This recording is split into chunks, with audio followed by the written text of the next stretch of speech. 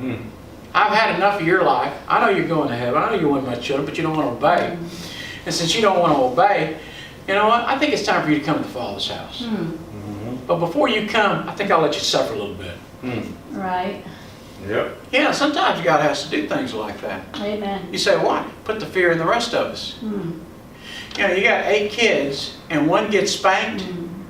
I know we don't spank kids in our generation now, but in the old generation, they'd spank a child. And when that child got spanked, the fear of daddy was on everybody else. Yep. Amen. And everybody else feared dad and said, you know what, better not get him upset, because if he gets upset, Right. Amen. he's gonna go wild on us. Amen. We better, amen. And God's the same way. Amen. You don't want to be messing with God, and so God put fear in there so that you would learn. Paul says you better take that fear seriously.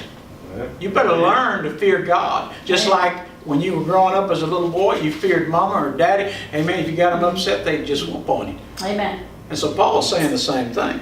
Least he spare not thee, just cut you off. That doesn't mean you're not going to heaven. That just means that He's going to put you through some rough times. Amen. Behold, therefore, the goodness and severity of God on them which fail. Severity, but toward thee goodness, if thou continue in His goodness, otherwise thou shalt be what? Cut off. Does that mean not born again, not saved? No, that's not what it means. It means He's just going to, Yeah, that's it. and you're cut. It's over. Amen. It's over.